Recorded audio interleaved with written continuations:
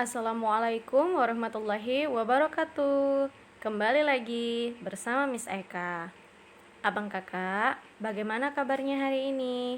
Semoga kamu dalam keadaan sehat, dalam lindungan Allah, dan semoga kamu masih semangat ya mengikuti pembelajaran kita hari ini. Nah, bertemu lagi dengan Miss Eka di hari Senin di tanggal 21 September 2020 dalam pelajaran tematik. Nah, hari ini kita akan masuk ke materi pembelajaran kita yang baru. Seperti biasa, sebelum kita mulai pembelajaran, mari kita berdoa dahulu.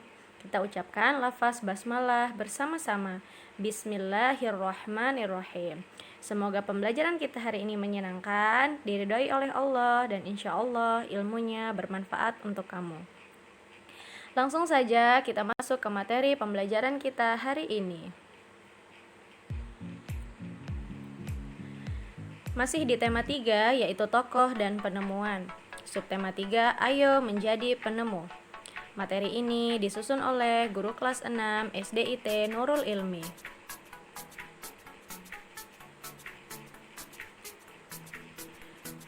Nah, tujuan pembelajaran kita hari ini, yang pertama, setelah berdiskusi, siswa mampu menyebutkan contoh-contoh tindakan yang menunjukkan tanggung jawab atas hak dan kewajiban dalam kehidupan sehari-hari dengan benar.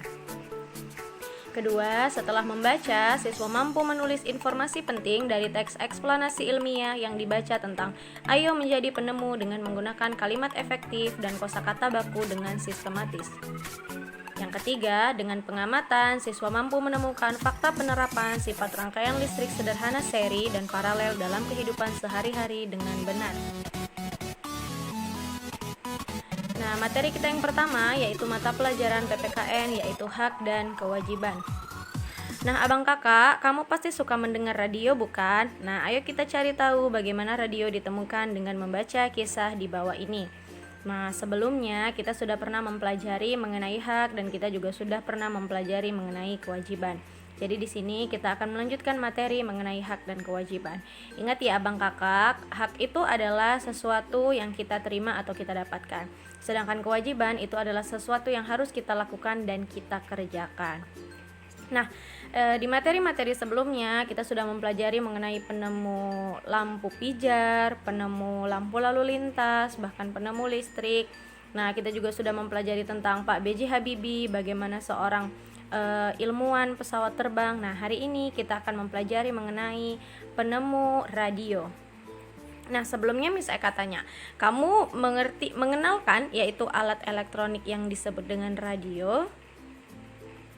Iya, insya Allah tahu ya. Nah, memang radio itu di zaman sekarang sudah tidak terlalu banyak digunakan oleh masyarakat karena di zaman sekarang sudah serba canggih ya, lebih canggih daripada mendengarkan musik dari radio. Nah, tapi radio itu bahkan sampai sekarang masih menjadi salah satu alat elektronik di mana musik-musiknya yaitu yang disiarkan oleh yang namanya penyiar radio itu masih sangat digemari.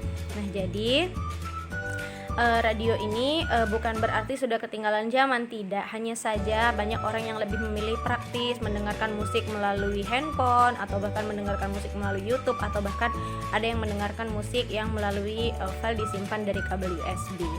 Nah, kita akan mempelajari mengenai Guglielmo Marconi, sang penemu radio.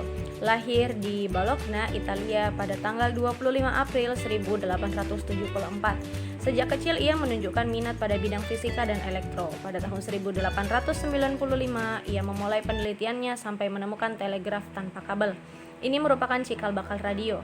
Pada tahun 1897 Marconi mempresentasikan hasil temuannya, alat komunikasi dengan menggunakan sinyal tanpa kabel yang mampu menjangkau jarak 19,3 km. Itulah radio yang hingga saat ini dirasakan manfaatnya oleh kita. Nah, tahun 1901 Marconi berhasil membuktikan bahwa gelombang tanpa kabel temuannya tidak akan terganggu oleh lekukan bumi. Ia menyebarkan sinyal radio pertama sejauh 3.380 km sampai menyeberangi Samudra Atlantik. Penelitian Marconi terus berkembang. Selain pemancar radio, ia menemukan perangkat komunikasi lain yang menggunakan gelombang tanpa kabel, yaitu telegram, radio, dan teknologi radar. Atas jasa yang sangat bermanfaat bagi perkembangan ilmu pengetahuan, Marconi menerima banyak penghargaan. Penghargaannya antara lain adalah Nobel di bidang fisika dan gelar kehormatan dari Kaisar Rusia. Nah, itulah kisah mengenai Guglielmo Marconi, yaitu yang menemukan radio. Nah, abang kakak Misaika selalu mengatakan ketika kita sebaik-baik manusia adalah di hadapan Allah adalah manusia yang bermanfaat untuk orang lain. Nah, contohnya seperti penemu radio tersebut, si Marconi. Nah, jadi Bapak Guglielmo Marconi ini adalah dia memanfaatkan ilmu yang Tuhan berikan untuk kemaslahatan orang banyak, untuk sangat-sangat dibutuhkan, bahkan hingga saat sekarang, bahkan sampai ketika dia sudah tidak ada, bahkan ilmunya atau hasil penemuannya masih bisa kita nikmati. Nah, apa hubungannya dengan hak dan kewajiban? Nah, abang kakak, ketika kamu mendengarkan radio atau misalnya kamu meminta kepada ayah kamu atau orang tua kamu minta dibelikan radio gitu karena kamu suka mendengarkan musik melalui radio. Nah, kemudian ketika kamu diberikan, yaitu hak kamu, ketika kamu diberikan radio, nah apa kewajiban yang harus kamu lakukan?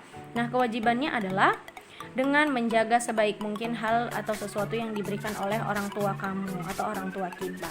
Nah, misalnya tadi kan kamu minta dibelikan radio, sudah dibelikan, hak kamu sudah dipenuhi, maka kamu harus menjalankan kewajiban kamu, yaitu kamu harus merawat alat tersebut dengan baik. Kemudian selain itu, ketika kamu memutar radio itu, jangan dengan musik yang terlalu keras. Kenapa? Karena kamu mengganggu hak orang lain. Nah, hak orang lain itu apa? Hak orang lain itu kan mendapat ketenangan. Misalnya di satu rumah kamu itu ada kamu, orang tua kamu, dan kakak kamu. Nah, kemudian kakak kamu itu sedang belajar. Nah, hak kakak kamu apa? Haknya adalah mendapatkan suasana yang tenang saat dia sedang belajar. Namun, ketika kamu membunyikan radio kamu dengan suara yang sangat keras, maka kamu sudah tidak memberikan hak kakak kamu. Nah, jadi kamu juga melanggar kewajiban kamu dan hak dari kakak kamu tidak didapatkan. Itulah hal sederhana mengenai hak dan kewajiban dalam kehidupan kita sehari-hari. Masih banyak ya hak dan kewajiban. Kamu sudah pernah Miss Eka minta untuk menuliskan apa-apa saja hak kamu di rumah, hak kamu di sekolah, di lingkungan, kemudian apa juga kewajiban yang harus kamu lakukan di rumah, di sekolah, dan di lingkungan. Jadi seperti pelajaran-pelajaran sebelumnya, Miss Eka mengatakan bahwa hak dan kewajiban harus kamu lakukan dengan seimbang. Nah, ayo berdiskusi. Nah, di sini kita akan berdiskusi. Abang kakak, perhatikan di situ ada 2 gambar. Nah, dalam tabel kita akan berdiskusi. Nah, apakah dia sudah melaksanakan hak dan kewajibannya dengan bertanggung jawab? Coba kamu perhatikan gambar tersebut. Nah, menggunakan haknya dengan tanggung jawab di gambar yang pertama. Apakah dia sudah menggunakan haknya dengan bertanggung jawab? Iya, belum. Kenapa? Nah, misalnya haknya adalah diberikan kendaraan. Nah, tapi dia tidak bertanggung jawab. Kenapa? Dia menggunakan hak tersebut dengan mengendarai, yaitu boncengan dengan 3 orang. Kemudian di usia SD dia sudah menggunakan sepeda motor. Berarti dia tidak menggunakan haknya dengan bertanggung jawab. Nah, bagaimana dengan di kolom melaksanakan kewajiban dengan bertanggung jawab? Apakah dia sudah melaksanakan kewajibannya dengan bertanggung jawab? Belum juga. Kenapa, abang kakak? Iya, nah kewajiban seorang pelajar itu adalah ketika bersekolah, apalagi tingkat SD, itu belum memiliki kewajiban untuk menggunakan sepeda motor. Nah, kalaupun dia mengendarai sepeda misalnya, nah bagaimana kalaupun dia berboncengan, itu hanya maksimal 2 orang. Jadi kewajiban dia sebagai seorang pelajar di sini dia tidak melakukannya dengan bertanggung jawab. Kemudian perhatikan gambar yang kedua. Nah, kalau kamu perhatikan di situ dia menggunakan hak dengan bertanggung jawab atau tidak. Nah, kamu perhatikan dulu gambarnya. Nah, gambarnya dia di situ terlihat marah, kemudian ketika dia mengerjakan soal dia melihat catatannya. Nah, apakah dia menggunakan haknya dengan bertanggung jawab? Tidak juga. Kenapa? Nah, hak seorang pelajar itu adalah belajar. Jadi ketika atau hak seorang anak itu adalah disekolahkan oleh orang tua. Nah, kamu sudah mendapatkan hak kamu bersekolah. Nah, tanggung jawab kamu apa? Ya, kamu harus belajar dengan sungguh-sungguh. Sedangkan di sini kamu belajarnya dengan bermalas-malasan, dengan muka yang muram, kemudian tidak dengan tekun mengerjakan latihan. Kemudian apakah melaksanakan kewajibannya dengan bertanggung jawab? Tentu juga belum. Kenapa? Seperti tadi, hak kamu sebagai pelajar, kewajiban kamu adalah belajar dengan baik, bukan dengan mencontek, bukan dengan tidak senang hati. Nah, jadi kedua gambar tersebut menunjukkan bahwa kedua perilaku itu belum menggunakan haknya dengan bertanggung jawab dan belum melaksanakan kewajibannya dengan bertanggung jawab. Nah, menurut kamu, mengapa kita harus melaksanakan hak dan kewajiban dengan bertanggung jawab? Mengapa? Nah, seperti yang sudah pernah Miss Eka katakan, bahwa kamu harus melaksanakan hak dan kewajiban itu secara seimbang. Nah, yang namanya hak itu apa yang kamu terima itu kamu juga harus menanggungjawabkan apa yang diberikan oleh kamu, apa yang kamu dapatkan. Begitu juga dengan kewajiban. Kenapa? Setiap kewajiban yang kamu kerjakan, misalnya seperti kamu belajar sebagai seorang siswa. Nah, tanggung jawab kamu apa? Ya, belajar dengan sungguh-sungguh, tidak mencontek, jujur.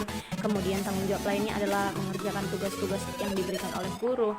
Nah, jadi setiap hak tentang kewajiban yang kamu lakukan, yang kamu dapatkan atau yang kamu kerjakan itu harus dilakukan dengan tanggung jawab. Jika tidak dilakukan dengan tanggung jawab, maka tidak akan terlaksana dengan baik. Nah, diskusi yang terakhir yaitu, apa yang terjadi jika kita tidak melaksanakannya? Banyak ya abang kakak, banyak hal yang terjadi jika kita tidak melaksanakan hak dan kewajiban kita dengan bertanggung jawab. Contohnya seperti pelajaran-pelajaran yang sebelumnya. Misalnya tadi hak kamu adalah diberi hak kamu sebagai anak, yaitu disekolahkan oleh orang tua kamu, itu hak kamu. Nah, ketika kamu tidak melaksanakannya dengan bertanggung jawab, maka sekolah yang kamu lakukan itu hanya sekedar kamu ya sudah pergi aja, pergi ke sekolah, pulang ke sekolah, tapi hal yang kamu dapatkan juga tidak ada. Itu kalau kamu tidak bertanggung jawab. Kemudian kewajiban. Nah, kewajiban kamu sebagai siswa itu adalah belajar dengan tekun. Ketika kamu tidak melaksanakan dengan tanggung jawab, maka kamu akan mendapatkan nilai yang buruk, pelajaran yang diberikan tidak akan kamu pahami, kemudian kamu akan mengecewakan orang tua kamu, mengecewakan guru kamu, atau bahkan kamu tidak disenangi oleh teman kamu ketika kamu malas belajar. Nah, jadi banyak sisi negatif ketika kita atau kamu tidak melaksanakan hak dan kewajiban kamu dengan penuh tanggung jawab.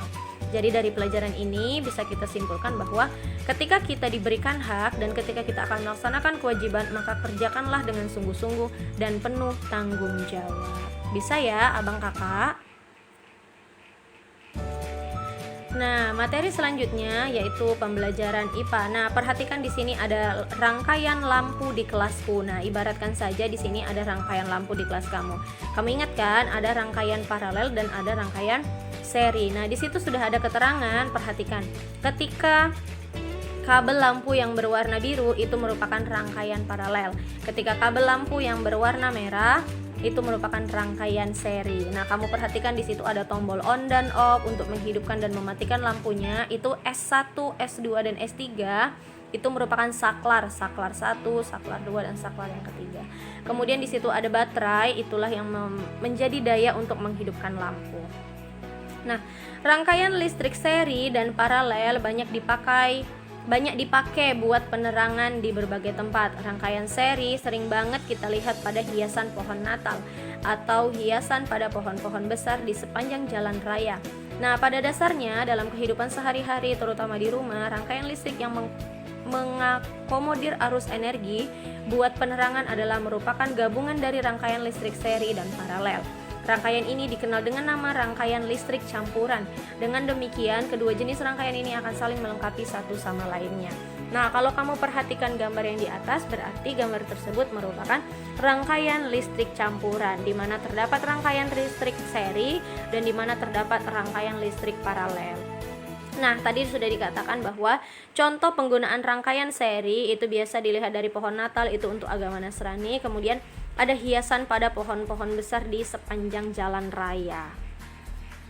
Nah, seperti halnya lampu di kelasku yang menggunakan rangkaian listrik campuran, terdapat 3 buah saklar dengan 4 buah lampu di kelas. Nah, perhatikan, inilah yang dinamakan saklar, yaitu saklar pertama, saklar kedua, dan saklar ketiga.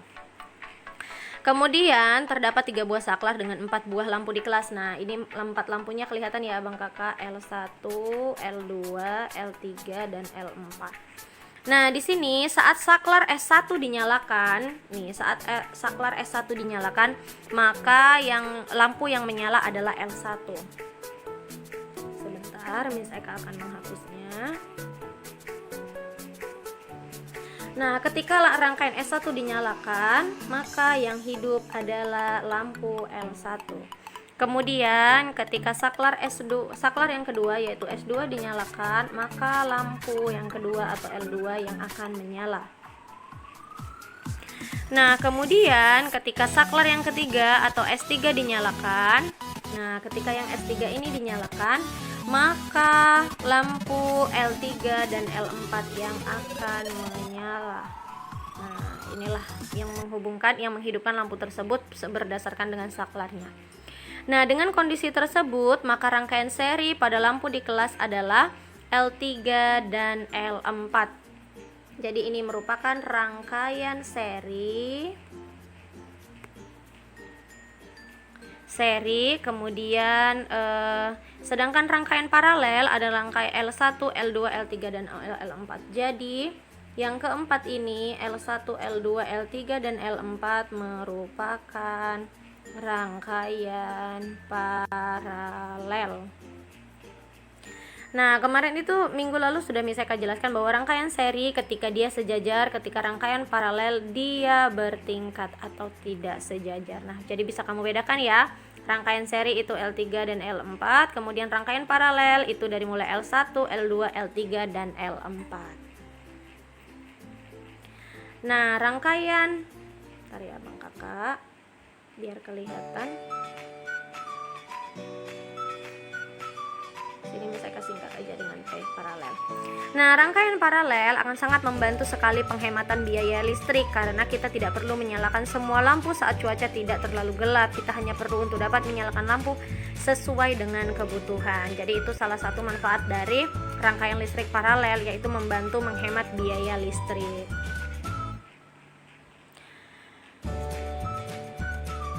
Nah, kemudian di sini ada latihan. Nah, di sini ada 2 soal. Kamu diminta mencari 3 informasi melalui internet mengenai sifat rangkaian listrik seri. Kemudian carilah 3 informasi melalui internet sifat rangkaian paralel. Ingat ya Bang Kakak, jika diminta 3 informasi, maka kamu tuliskan 3.